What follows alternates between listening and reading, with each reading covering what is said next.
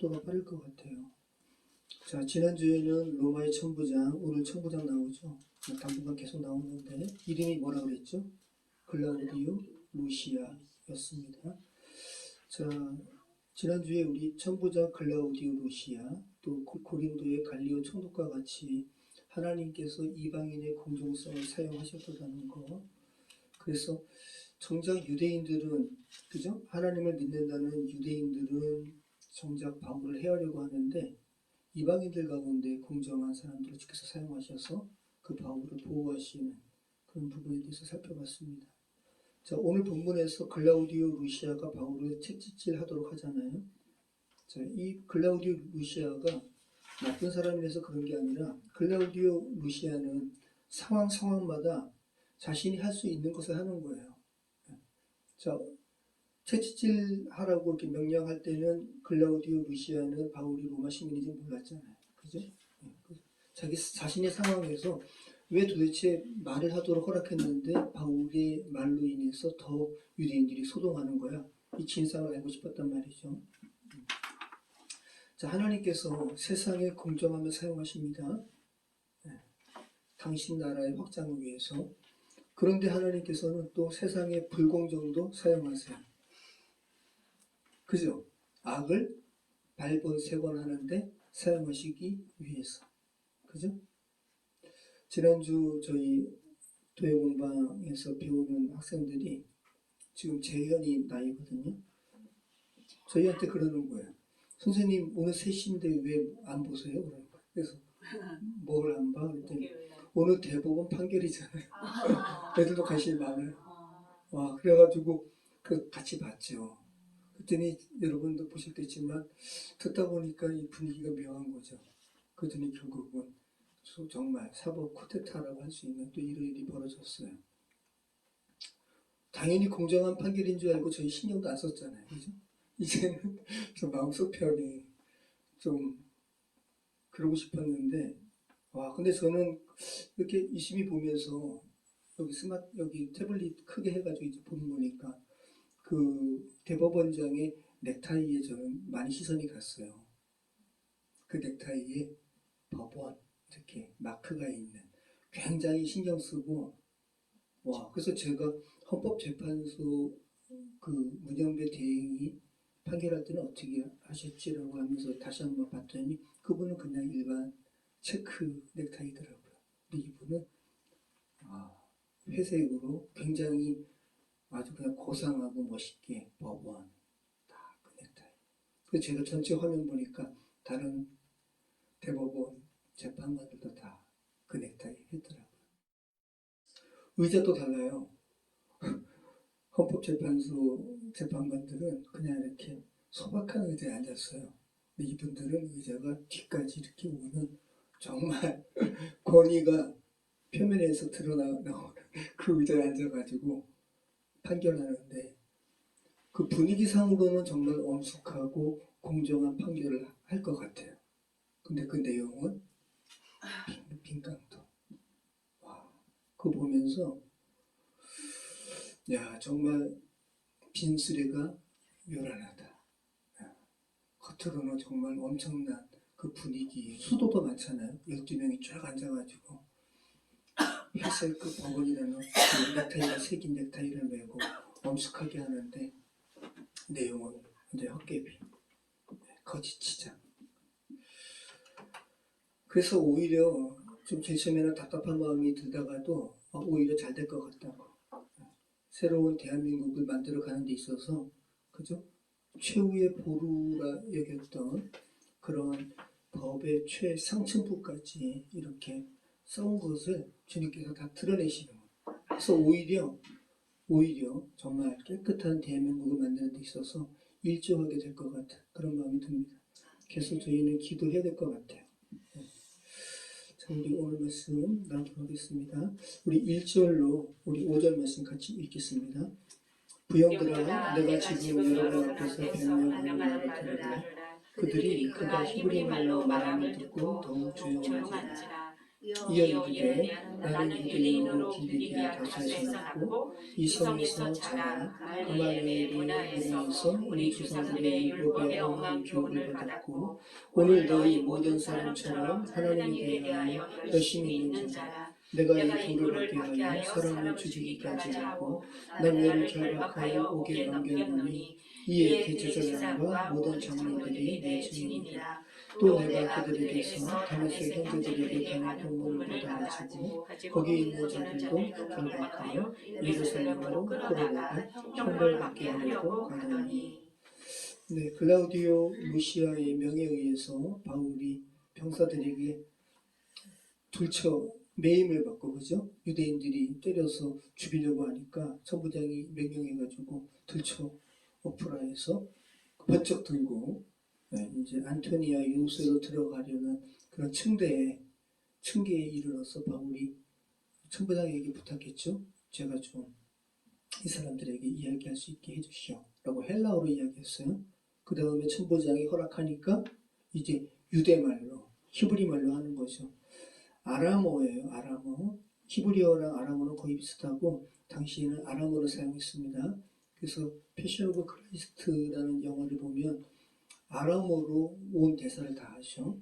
그죠? 그래서 지금도 여러분이 잘 알고 있는 아람어 그 문장이 있죠. 엘리엘리 라마 사박다니. 이거 아람어예요. 네. 어찌하여 나를 버리시나이까. 자, 이렇게 당시에 유대 지역의 말로 하니까 조용해져요. 그냥 오늘 본문의 말씀대로 히브리 방언으로 말을 하니까 조용해지는 거예요. 당시의 세계 공통어는 헬라어였단 말이죠. 그런데 헬라어는 디아스포라 유대인들이 헬라어를 사용하는 거예요. 정작 그런데 유대 지방 팔레스타인에 그대로 살고 있었던 사람들은 헬라어를 모르는 사람들이 많고 유대어를 사용했단 말이죠. 히브리어. 그래서 그들은 오히려 유대말을 하는 히브리말을 하는 자신들을 더 자부심에 가졌어요.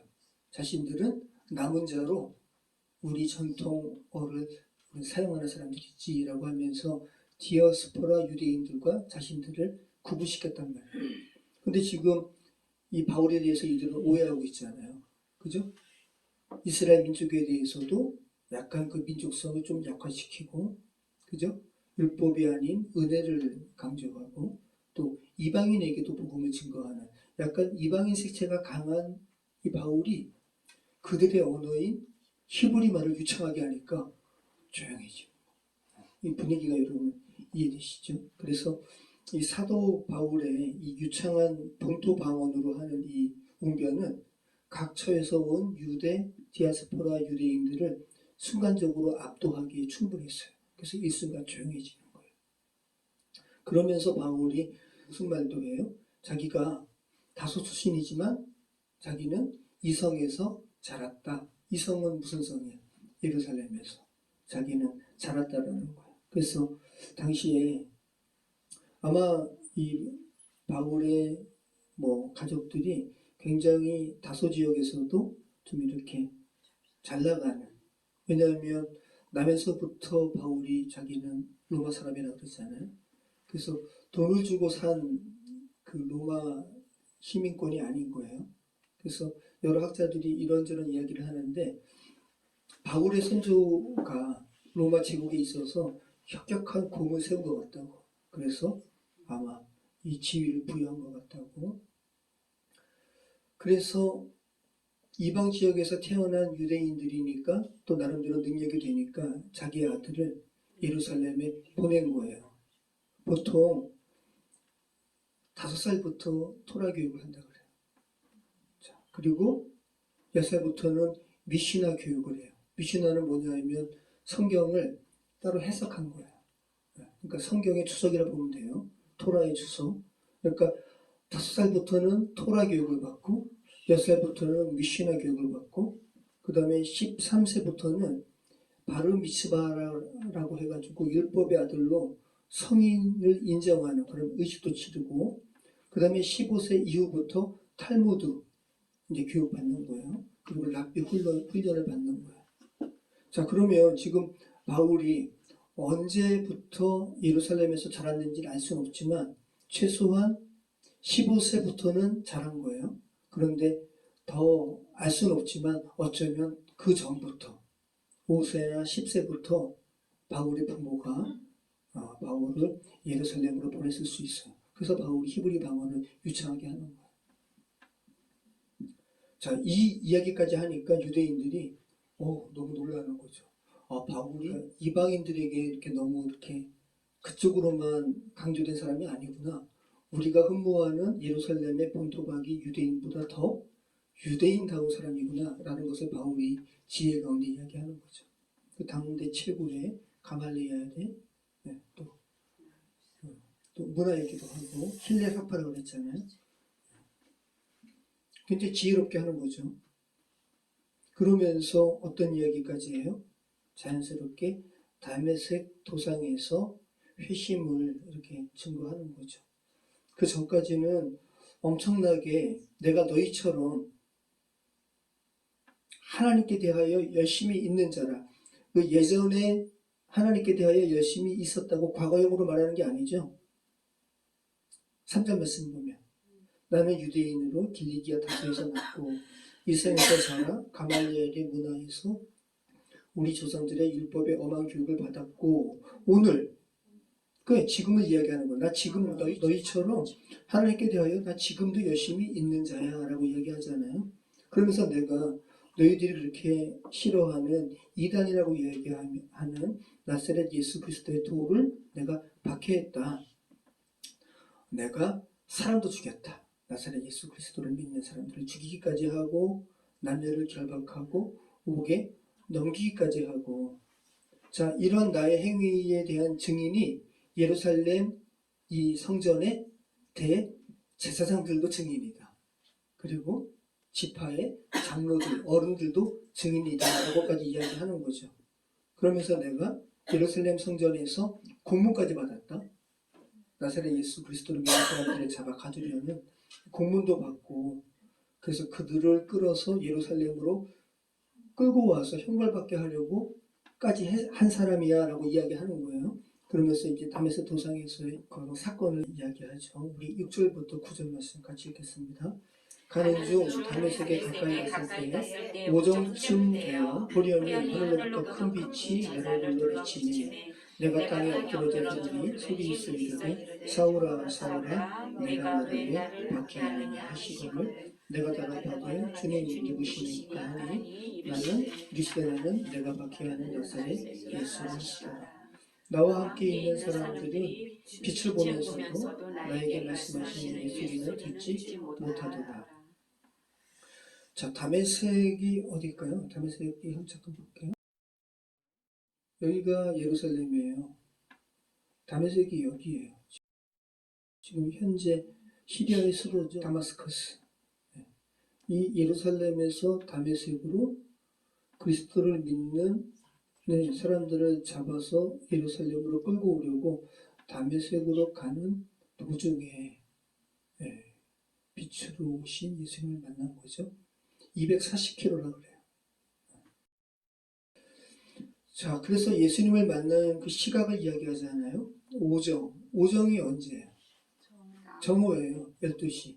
자, 그럼 12시면 이 중동이잖아요. 중동의 이 빛이 직각으로 내리쬐는 때. 그러니까 밝기로 이야기하면 물리적으로 가장 밝을 때. 물리적으로 가장 밝을 때. 저도 이스라엘 갔지만 정말로 해가 너무 뜨겁거든요. 그래서 챙이 있는 모자를 쓰지 않으면 눈이 부실 정도에 정말 눈이 부신 거예요. 가장 밝을 때. 이 인공으로 만든 빛도 얼마나 밝아요. 그죠? 근데 이 빛과 밖에 나가서 여러분이 보시는 그 찬란한 태양의 빛은 비교할 수도 없죠. 그런데 바울이 경험한 이 빛은 물리적으로 가장 밝은 그 빛보다 더 밝은 빛. 그 빛을 경험했다는 거예요. 근데 이 빛이 단순히 영적인 빛이 아님을 우리가 알 수 있는 것이 바울만 본 게 아니라고 그러잖아요. 나와 함께 하는 사람들이 그 빛을 그들도 봤다. 그런데 나에게 말씀하시는 이의 소리는 듣지 못했다. 자, 그런데 이 사건에 대해서 사도행전 9장 1절로 7절에 누가가 또 바울의 말을 듣고 기록한 게 있는데 거기에는 또 약간 상황이 다릅니다. 표현이 달라요. 한번 잠깐 볼게요. 사도행전 9장 1절로 7절. 사울이 주의 제자들에 대하여 여전히 위협과 살기가 등등하여 대제사장에게 가서 다메섹 여러 회당에 가져갈 공문을 청하니 이는 만일 그 도를 따르는 사람을 만나면 남녀를 막론하고 결박하여 예루살렘으로 잡아오려 함이라. 사울이 길을 가다가 다메섹에 가까이 이르더니 호련히 하늘로부터 빛이 그를 둘러 비추는지라. 땅이 엎드러져 듣더니 소리가 있어 이르되 사울아 사울아 내가 어찌하여 나를 박해하시거늘 대답하되 주여 누구시니까 이르시되 나는 내가 박해하는 예수라 너는 일어나 시내로 들어가라 내가 행할 것을 내게 이룰 자가 있느니라 하시니 같이 가던 사람들은 소리만 듣고 아무도 보지 못하여 말을 못하고 서 있더라. 어때요? 뭐가 달라요? 그렇죠. 22장에서는 같이 가던 바울과 동행하던 사람들이 빛은 보고 소리를 못 들었잖아요. 근데 이 바울의 말을 듣고 누가가 기록한 데오빌로 각하에게 편지 썼던 이 사도행전 9장에서는 같이 가던 바울과 동행하던 사람들이 소리를 듣고 보지는 못했다. 자, 모순 같아요. 그죠? 모순 같지만 두 구절이 공통적으로 말하고 있는 것은 뭐예요? 그렇죠. 다메섹 도상에서 바울이 경험한 빛이 있었던 이 사건과 또 소리가 있었던 이 사건은 분명히 있었다라는 거예요. 그죠? 자, 그러니까 어떤 거냐면 바울과 동행했던 자들이 사도행전 22장과 9장을 이렇게 종합해서 여러분들이 생각한다면 어떻게 이 결론이 귀결되냐 하면 바울이 경험했던 빛과 소리를 그들은 보기는 보고 듣기는 들었는데 바울이 경험한 것처럼 의미 있게 보거나 의미 있게 들리지는 않았다는 거죠. 바울이 경험한 이 빛과 이 소리가 단순히 영적인 그게 아니라는 거. 그리고 이 바울에게 나타나셨던 예수님은 성경에서 처음 기록되고 있는 거죠. 부활 후에 나타났던 그 예수님이 아니라 승천하신 이후에 나타난 거예요. 그죠? 그것도 여러분 생각하시기 바라요. 자, 그렇게 바울에게 나타나신 예수님께 바울이 이제 이야기하죠. 우리 10절부터 우리 16절 말씀 같이 읽겠습니다. 내가 이르되 주님 무엇을 하리이까? 주께서 이르시되 일어나 다메섹으로 들어가라. 내가 해야 할 모든 것을 거기서 누가 이루리라 하시거늘 나는 그 빛의 광채로 말미암아 볼 수 없게 되었으므로 나와 함께 있는 사람들의 손에 끌려 다메섹에 들어가노라. 율법에 따라 경건한 사람으로 거기 사는 모든 유대인들에게 칭찬을 듣는 아나니아라 하는 이가 내게 와 곁에 서서 말하되 형제 사울아 다시 보라 하거늘 즉시 그를 쳐다보았노라. 그가 또 이르되 우리 조상들의 하나님이 너를 택하여 너로 하여금 자기 뜻을 알게 하시니 그 의인을 보게 하시고 그 입에서 나오는 음성을 듣게 하셨으니 내가 그를 위하여 모든 사람 앞에서 내가 보고 들은 것에 증인이 되리라. 이제는 왜 주저하느냐? 일어나 주의 이름을 불러 세례를 받고 너의 죄를 씻으라 하더라. 자, 예수님을 바울이 만나니까 바울이 골로새서에서 이야기하죠. 예수는 그리스도는 창조주시라고. 그로 말미암지 않고는 이 세상에 나타난 것이 없다고 창조주라고 이야기하거든요. 자, 바울이 창조주이신 그리스도를 만나서 가장 먼저 한 질문이 뭐예요? 내가 무엇을 하리까? 의미 있잖아요. 그죠?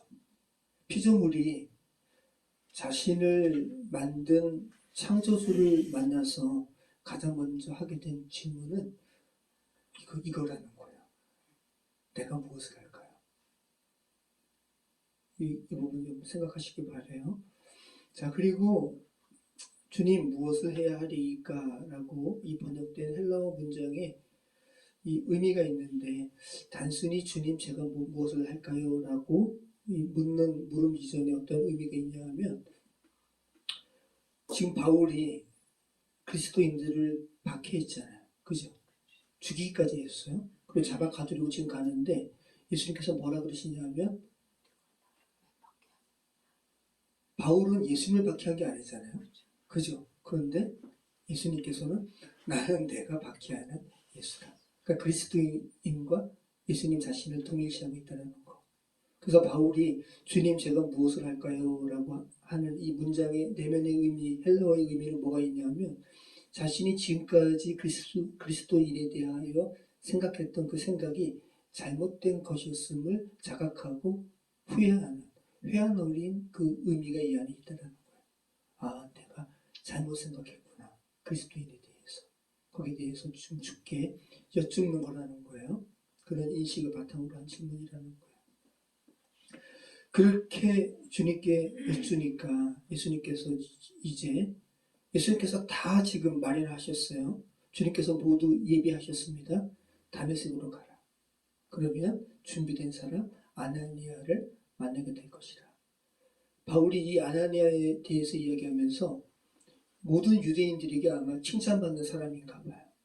야, 이 아나니아 너희들도 인정하는 칭찬받는 유대인이잖아. 이 사람 예수님께서 만나게 하셨다.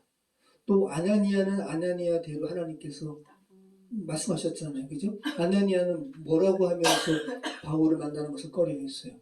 저 사람 내가 듣기로 그리스도인들을 박해하는 사람입니다.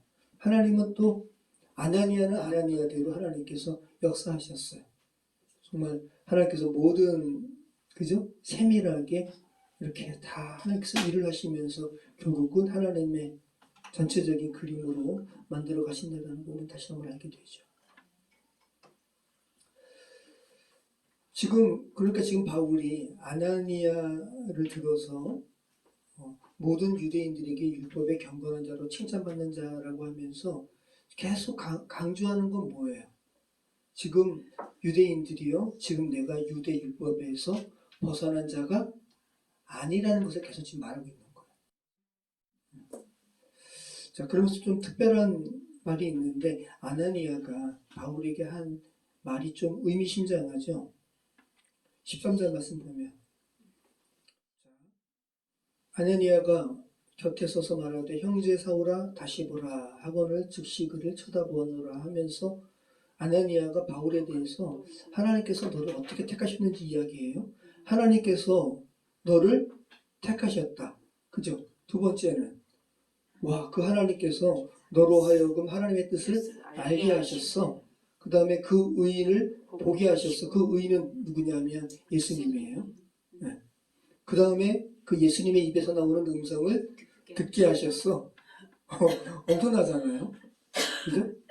택하시고 알게 하시고 보게 하시고 듣게 하시고. 자, 이렇게 하신 이유는 뭐라고요? 15절 나오죠? 내가 그를 위하여 모든 사람 앞에서 내가 보고 들은 것에 증인이 되게 하시려고. 이게 바로 하나님께서 보내신 자 사도의 역할이고, 이 사도를 주님께서 어떻게 만드셨는지를 여러 가지 동사를 통해서 아나니아가 이야기하고 있어요. 바울이 지금 이 이야기 하는 거예요.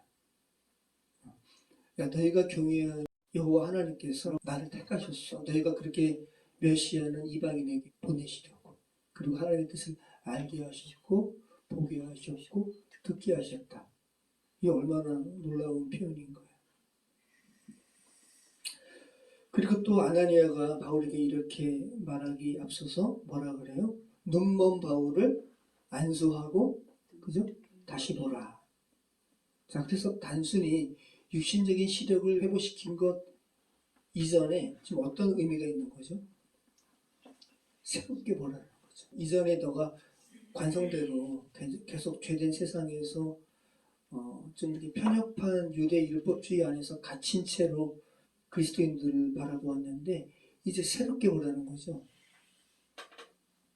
하나님의 마음을 오해하는 장님과 같은 상태에서 이제 벗어나라. 그죠? 보긴 보지만 보지 못하는 자가 진정한 장님이죠. 제가 이렇게 스마트폰 쇼츠 영상에서 뭐를 봤냐 하면 정말 그때 너무 흥미롭게 봤는데 다시 좀 보여드리려고 이렇게 검색을 해도 안 나와요. 제가 뭘 봤냐 하면 말을 말을 이렇게 제갈이라기 앞서서 뭐 줄로 이렇게 매서 이렇게 하잖아요. 말을 이동시키는데 줄이 없어요. 줄이 없는데 그 영상을 보면 기수가 그 말한테 막 줄 매가지고 이렇게 맨 다음에 잡아서 끄는 거를 흉내만 내는 거예요. 근데 말이 순순하게 아무것도 없어요. 근데 말이 순순하게 와. 그래서 그게 한 장면뿐만 아니라 이 상황이 여러 다른 말, 또 다른 사람들이 똑같은 행위를 하는 장면을 찍은 그 영상이 있는 거예요. 말이 완전히 각인된 거예요. 실제로 매어있지도 않은데 기수가 그 행위를 하면 자기가 이렇게 매어가지고 그게 완전히 그냥 온 몸에 말의 온 상태가 그냥 그렇게 완전히 각인되어 버린 프로그래밍 되어버린 그 상태.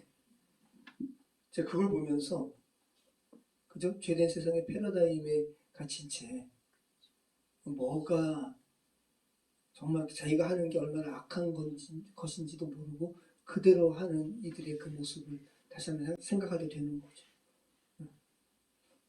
세상을 새롭게 본다는 것이 어떤 것일까? 그죠? 저와 여러분의 그 가치관, 세상을 향한 가치관이 죄된 세상의 패러다임 가운데 계속 매여 있는 것은 아닐까? 여러분 한번 생각해 보실 필요가 있는 거예요. 자, 사도행전 22장 17절로 우리 20절 말씀 읽겠습니다. 후에 내가 예루살렘으로 돌아와서 성전에서 기도할 때 황홀한 중에 봄에 주께서 내게 말씀하시되 속히 예루살렘에서 나와라. 그들은 내가 내게 대하여 증언하는 말을 듣지 아니하리라 하시거니 내가 말하기를 주님 내가 주름 있는 사람들을 가두고 또 각 회당에서 때리고 또 주의 증인 스데반의 피를 흘릴 때에 내가 곁에 서서 찬성하고 그 죽이는 사람들의 옷을 지킨 줄 그들도 아나이다. 나더러 또 이르시되 떠나가라. 내가 너를 멀리 이방인에게로 보내리라 하셨느니라. 자, 지금 우리가 읽은 이 부분을 통해서 바울이 유대인들에게 말하고자 하는 건 뭐예요? 내가 이방인을 향해서 간 것은 내 뜻이 아니라는 거예요. 바울은 예루살렘 성 안에서 유대인들에게 사역하기를 원했어요. 지금 그 이야기 하잖아요. 이게 지금 바울이 다메섹 도상에서 예수님 만난 다음에 예루살렘으로 첫 방문했을 때의 이야기인 거예요. 내가 예루살렘으로 돌아와서 성전에서 기도할 때 황홀한 중에 또 예수님께서 나타나셔서 말씀하셨다. 예루살렘에서 나가라고 말씀하셨어. 이 예루살렘 안에 있는 유대인들은 바울 너의 말을 듣지 않을 거야. 라고 하면서 내가 너를 이방인에게로 보낸다라고 이야기하잖아요. 그러면서 거기에 대해서 바울이 항변하잖아요. 지금 어떤 항변인 거예요? 19절 이하의 말씀은 내가 말하기를 그러니까 지금 내가 그리스도인들을 내가 가두고 회당에서 때리고 주의 증인 스데반, 이 스데반은 누군데? 헬라파 그리스도인. 내가 스데반마저 죽이는데 내가 증인되었던 거 이방인 그리스도인들이 압니다. 근데 내가 어떻게 그들에게 갑니까? 라고 예수님께 항변한 거예요. 그죠? 네. 거기에 대해서 예수님께서는 아니다. 그들에게 가라. 라고 말씀하셨다는 거죠. 그래서 유대인들이 계속 항변하는 거예요.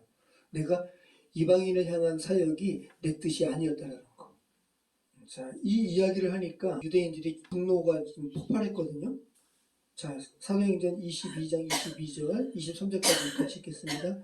이 말하는 것까지 그들이 듣다가 소리질러 이르되 이러한 자는 세상에서 없애버리자 살려둘 자가 아니라 하여 떠들며 옷을 벗어 던지고 티끌을 공중에 날리니 이 티끌을 공중에 날리는 것, 이 행위는 분노, 아주 모멸감 이럴 때 유대인들이 표하는 행위라 그래요. 완전히 유대인들이 지금 폭발한 거예요. 이러한 자는 세상에서 없애버리자. 살려둘 자가 아니라. 자, 바울이 무슨 말을 했는데요? 지금까지 얘기 잘 들었잖아요. 그죠?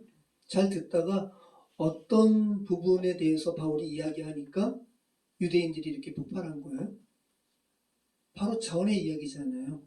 예수님께서 나를 이방인에게로 보내셨다. 그러니까 유대인들 입장에서는 자신들에게만 적용되는 선민의식, 또 구원의 이 소식이 이방인들에게까지 전하도록 주께서 하셨다는 것을 용납하지 못하는 거예요. 편협한 유대인들의 선민의식, 여기서 폭발한 거죠. 요즘 말로 하면 격발장치에 단추가 눌린 거예요. 단추 눌리니까 폭발한 거예요. 그죠? 이러한 자는 세상에서 살려둘 자가 아니라. 요즘에 민주당의 대통령 후보를 향해서 폭발하죠. 세상 사람들이. 그죠? 극단적으로 지금 막잖아요. 몇백 번의 그 출장에서 막 검찰이 뭐 하는 거. 그것도 있었고요. 그죠? 그리고 물리적으로 그걸로 이제 죽이지 못하니까 물리적으로 죽이는 시도도 있었고, 지금 지난주에 우리가 봤던 것은 법살이라고 그래요. 법살. 법으로 죽이는. 이게 유대가 없는. 왜 그럴까요? 유대인들이 이방인에게도 구원의 복된 소식이 들어갈 것에 대한 이야기를 하니까 지금 폭발하잖아요. 똑같은 거예요. 상황이 좀 똑같다고요. 왜 그럴까요? 그 민주당 대표, 이름은 뭐 말하기 좀 그러니까, 민주당 후보가 추진하는 것이 여러분도 들어보셨을 거예요. 억강부약 대동세상이기 때문에 그래요. 억강부약이 뭐냐 하면 강자의 욕망을 억제시키고 약자의 삶을 보듬는 거예요. 억강, 억제하는 거예요. 강한 자를 억제시키고 약한 자를 부흥케 하는.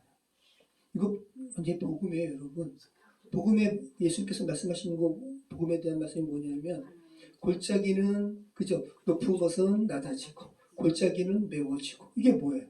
결국은 평탄하게 되는 거예요. 이게 공평한 세상이라는 거예요. 억강부약 대동세상. 이 대동은 뭐냐면 큰데, 큰 도로 세상을 공평케 한다는 같은 동. 그래서 대동법. 이게 다 이 같은 거예요. 억강부약 대동세상. 그래서 이 대동세상은 말 그대로 유토피아. 세상 모든 사람들이 잘 사는. 그래서 이것은 막연한 유토피아로 이야기하는 게 아니라, 네, 할 수 있는 것을 하는. 근데 이것을 소위 말하는 기득권자들이 용납을 못하는 거예요. 그래서 그렇게 죽이려고 하는 거고, 지금도 최후에 얼마나 우리가 참담해요. 우리가 그래도 마지막에는 대법원에 가가지고 우리가 판결을 받는 건데, 대법원마저 이렇게 죄된 논리로 정의로운 부분을 이렇게 삭제시키려고 하는 시도를 보면서 얼마나 우리가 참담함을 느껴요. 아주 못된 선민의식이 죄된 세상에 깔린 거예요. 오늘 유대인들이 이방인에게도 구원의 복된 소식이 가야 된다는 부분에 이르러서 폭발하는 것과 똑같은 거죠. 다른 부분이 아닌 거예요. 전 그래서 정치적인 설교를 안 하려고 했는데 같이 가는 걸 어떻게 해요? 사도행전 말씀이. 조카가 작년 9월인가 추석 명절에 지금 초등생이거든요. 그런데 이렇게 추석 명절에 처갓집에서 TV 보고 있는데 TV에 민주당 그 대표에 대한 기사가 또 나오는 거예요. 그러더니 저 조카가 저 아저씨는 감옥에 가게 되나요? 저한테 이렇게 묻는 거예요. 그래서 제가 설명을 해줬어요. 아이한테. 이름이 도율인데, 도율아, 지금 저 아저씨는 어릴 적에 너무 가난해가지고 중졸, 고졸을 일반 학교 다니지 못했어. 너는 지금 학교 다니고 있지? 저 아저씨는 중졸, 고졸, 검정고시로 그 졸업 자격을 한 다음에 근데 머리가 똑똑해서 법대를 갔다. 근데 중대법대도 여러분 장학금 주기 때문에 간 거예요. 만약에 더 노력해서 서울대도 갈 수 있었을 거예요. 중대법대 그래서 갔어. 근데 저 아저씨가 그래서 사법시험 통과한 다음에는 야, 변호사 된 거잖아. 성공한 거지.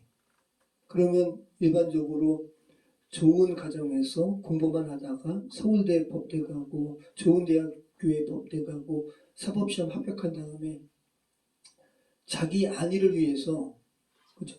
일반적인 변호사 할 수 있거든. 근데 내가 저분에 대해서 좋게 여기는 것은 근데 저 사람이 그 힘든 시간을 겪고 사법시험 합격한 다음에 다시 도시의 가난한 자를 위해서 인권 변호사가 된 거야. 이것을 기득권자들이 용납을 못하는 거야. 라고 제가 설명을 해줬어요.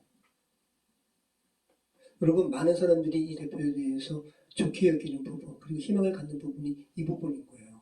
자기가 흑수저가 아니라 이제 금수저로 갈 수 있는 이것을 자기 스스로 놓고 흑수저들을 위해서 지금 살아가는 거예요. 근데 이것을 기득권자들은 용납을 못하는 거죠. 그래서 악마화시키는 거예요. 그리고 이분이 정치를 하겠다고 결심한 것도 어딘 줄 아시죠? 교회, 지하, 기도실에서.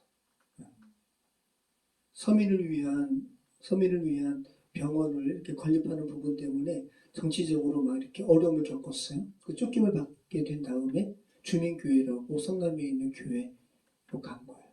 그래서 그 교회 밑에서 지내다가 어떤 분이 당신 정치하시라고.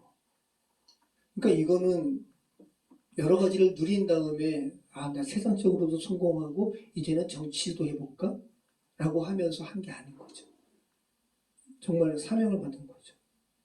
지금 격발발 단추가 눌린 부분에 대해서 이야기하는 거예요. 자, 우리 24절부터 30절 말씀 같이 읽겠습니다.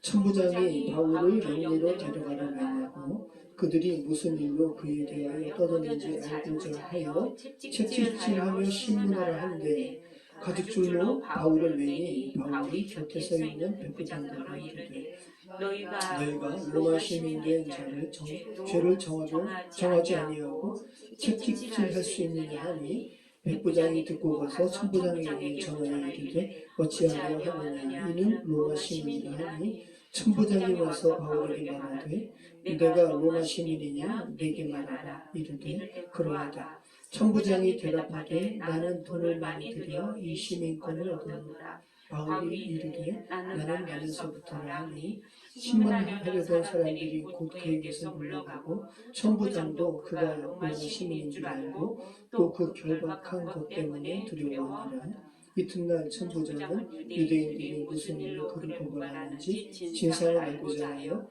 그 결박을 풀고 명하여 제사장들과 온 공회를 모으고 바울을 데리고 내려가서 그들 앞에 세우니라. 예, 다음 주부터 우리가 살펴보게 된 사내들인 공회를 소집해서 또 바울이 이제 그들 앞에서 이제 발언하게 되는 상황인데, 자, 이 천부장 글라우디오 루시아가 지금 바울에게 유대인들을 향해서 발언하도록 허락한 것은 바울의 그 말로 인해서 소동이 좀 잠재워지고 그 진상을 좀 알고자 하기 위함이었는데 더 시끄러워지고 바울을 또 죽이려고 막 이렇게 난리가 일어나니까 도대체 이 사람이 도대체 어떤 일을 저질렀는지 좀 알고 싶어가지고 책질질 하라라고 하는 거예요. 당시 로마에 책질질이 두 가지 책질질이 있었는데 하나는 가벼운 책질질. 그래서 바울이 빌립보에서 신라와 함께 감옥에 갇혔잖아요. 그 전에 책질질 당하는데 그 책질질은 가벼운 책질질이에요. 그런데 지금 오늘 바울에게 책질질 하라라고 명령한 이 책질질은 예수님께서 당하신 책질질이죠. 가죽끈에다가 쇠 갈고리. 그래서 이걸로 맞게 되면 생명의 위협도 당할 수 있고 또 치명적인 부상을 입어가지고 회복하는데도 수개월이 걸리는 이 채찍질을 하게 하는 거죠. 그러니까 바울이 자신의 지금까지는 한 번도 사용하지 않았던 로마 시민권을 발동하는 거야. 왜? 지금 여기서 이 채찍질을 만든 것은 그에게 있어서 무의미하다는 것을 바울이 알았어요. 빌립보에서도 사용을 안 했어요. 여러분 가벼운 채찍질이라고 여러분 살짝 이렇게 톡톡하는 게 아니죠. 그죠? 빌립보에서도 사용하지 않은 것을 여기서 사용했어요. 왜? 이것이 필요하다고 느꼈기 때문에. 바울이 지금 로마에 가야 한다는 것을 바울은 하나님의 예수님의 그 말씀으로 알았잖아요. 그래서 지금 로마로 가는 그 상황 때문에 로마 시민권을 사용하는 거죠. 자신이 로마 시민임을 이야기하니까 바울을 채찍질하려던 백부장이 놀라가지고 글라우디오 루시아에게 가가지고 천부장님 어떻게 하려고 이러십니까? 이 사람은 로마 시민입니다. 라고 하니까 글라우디오 루시아가 놀라가지고 달려오는 거죠. 당신 로마 시민이냐고. 나는 돈을 많이 들여가지고 나 이 시민권 나 샀는데 당신은 어떻게 시민이냐고 했더니 나면서부터다. 당시 로마 황제가 당시 로마 제국의 큰 수입원 중에 하나가 로마 시민권을 파는 그 부가 로마 제국에 있어서 큰 수입원이라 그래요. 이 글라우디오 루시아도 돈을 많이 들여가지고 로마 시민권을 산 거예요. 그런데 나면서부터 로마 시민 된 자와 돈을 주고 로마 시민 된 자의 어떤 신분상의 차이가 있었다는 거죠. 누가 더 높겠어요? 나면서부터. 당연한 거죠. 그 이야기 하니까 이 클라우디오 루시아가 두려운 거죠. 신문하려던 사람들이 곧 그에게서 물려가고 천부장도 그가 로마 시민인 줄 알고 또 그 결박한 것 때문에 두려워하니라.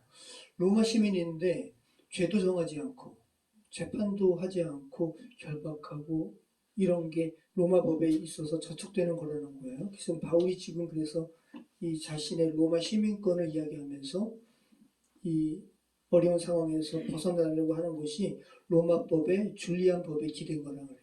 줄리안 법이 뭐냐면 줄리안 율리우스 시저 황제가 되려고 하다가 암살당한 시저. 또 시저를 또 다른 발음으로는 캐사르라고 그러잖아요. 이 줄리어스 캐사르예요. 그래서 줄리어스의 이름을 따가지고 이 만든 법이 줄리안 법이에요. 렉스 줄리아라고 불리우는데 이 로마의 시민권 보호법입니다. 율리우스 캐사르 또 동시대이죠. 거의 뭐 다음 시대인데 아우구스투스, 옥타비아누스 이 시대에 정립된 법으로서 로마 시민을 정식 재판 없이 결박하는 것은 불법이다. 그래서 이것은 총독마저도 함부로 로마 시민을 뭐 할 수 없는 거예요. 근데 지금 천부장이 그렇게 했으니까 두려운 거죠. 클라우디오 루시아가. 자, 그러면서 이제 다음 주부터 이제 사내들인에 나가서 하는 부분을 살펴보게 됩니다. 자, 오늘 말씀 그냥 긴 말씀이지만 하나하나 나누기보다 지금까지 우리가 살펴본 말씀이니까 한 호흡으로 이렇게 나눴습니다. 말씀 정리하겠습니다. 오늘 제가 제목을 뭘로 했어요? 네, 주여 무엇을 하리까? 바울이 창조주이신 예수 그리스도를 만나고 그것을 알게 된 다음에 가장 먼저 한 질문이에요. 주여 무엇을 하리까? 자, 이 질문은 우리가 다 하나님의 형상으로 지음받았잖아요. 모든 사람들이 죽기 전에 반드시 창조주 하나님 앞에 해야 될 질문이에요. 빠르면 빠를수록 좋겠어요? 아니면 죽기 전에 바로 하면 좋겠어요? 마음대로 살다가. 빠르면 빠를수록 좋아요. 죽기 전에 이 질문을 할 수 있다는 보장이 없어요. 그죠? 빠르면 빠를수록 좋습니다. 진정한 회심은 감정의 변화만 회심이 아니에요. 질문이 바뀌어야 돼요. 여러분의 기도하는 자녀가 정말 진심으로 주님, 그죠? 창조주 하나님을 부르면서 제가 무엇을 할까요? 라고 진짜 그 질문을 한다면 여러분 기쁘시겠죠. 네, 상다경제가 정말 예배당에 무릎 꿇고 정말 하나님에 대하여 깊이 기도하면서 하나님 제가 무엇을 할까요? 생각만 해도 막 감동이시죠. 저도 그래요. 우리 재훈 재현이가 정말 주님 무엇을 할까요? 수빈이도 주님 무엇을 할까요? 이 질문하는 게 가장 귀한 거죠. 이 같은 바울의 질문을 구약에 보면 표현된 문장의 형태는 다르고 상황은 다르지만 여러 사람이 해요. 바울만 하는 게 아니에요. 그죠? 사무엘이 주의 말씀이 희귀한 그때 엘리 제사장의 문화에서 하나님을 섬기는 그런 훈련도 하고 그러다가 그죠? 사무엘아 사무엘아 깨우시는 하나님 앞에 결국은 하잖아요. 주님 제가 여기 있습니다. 그죠? 그리고 우시야 왕이 죽던 해에 우시야 왕이 죽던 해라는 것은 우시야 왕이 나름대로 성장을 베풀었던 이스라엘의 왕이에요. 그래서 이 우시야 왕이 죽던 해라는 것은 굉장히 정세가 불안하고 굉장히 이 나라의 앞날이 어떻게 될까 이럴 때 이사야가 하늘을 우러러 하나님께서 말씀하시는 것을 듣고 그죠? 하나님을 만나 배웠어요. 그래서 부정한 자로서 하나님을 배웠다. 난 이제 죽게 되었다라고 할 때 하늘에서 스랍들이 그죠? 제단에서 숯불을 가져와서 해야 되잖아요. 깨끗하게 되잖아요. 그러니까 오늘 바울의 상황으로 이야기하면 이 이사야가 창조주 하나님을 만난 거예요. 그러면서 이사야가 하나님의 마음을 알게 되죠. 이 죄된 세상에 내가 누구를 보낼까? 그럴 때 이사야가 뭐라고 해요? 내가 여기 있나이다. 나를 보내소서. 다 맥락이 같아요. 마리아도 그렇죠. 예수님의 모친 마리아도 천연대 아기가 있네요. 이거 알려지면 돌 맞아 죽는 상황인데 여러분이 만약에 마리아 상황이라면 성령께서 그렇게 이야기하실 때 안 된다고 그러지 않겠어요? 근데 마리아가 뭐라고 해요? 주의 여종이오니 말씀대로 내게 이루어지이다. 창조주를 만났을 때 피조된 자가 그걸 정확하게 인식했을 때 하는 말이라는 거, 하는 질문이라는 거. 여러분 기억하시기 바라요. 오늘날 대다수의 사람들은 주체가 자기가 돼가지고 내가 이 세상에 어떻게 성공할 수 있을까? 성공의 법칙 이런 책이 아주 그냥 오래된 베스트셀러 아니에요. 계속된. 그런데 정말 하나님을 만난 사람이라면 그런 질문 안 해요. 바울처럼 근본적으로 질문이 바뀝니다. 주님, 내가 무엇을 할까요? 이런 질문을 하시는 저와 여러분, 또 기도하시는 여러분의 자녀가 되었으면 좋겠습니다. 기도하겠습니다. 참 좋으신 하나님 감사합니다. 사도행전의 말씀을 읽으면서 다시 한번 피조된 자로서 창조주 되신 하나님께 어떠한 태도와 어떠한 질문으로 나아가야 하는지 오늘 말씀 통해서 알게 하시면 감사합니다. 저희가 늘상 저희 영혼 가운데 주께 이 질문하도록 도와주시고 또 저희에게 주께서 허락하신 저희 혈육들도 아버지는 그들의 육신적인 삶 가운데 창조주 하나님께 이 질문하게 되는 놀라운 은혜를 허락해 주시옵소서. 예수 그리스도 이름으로 기도합니다. 아멘.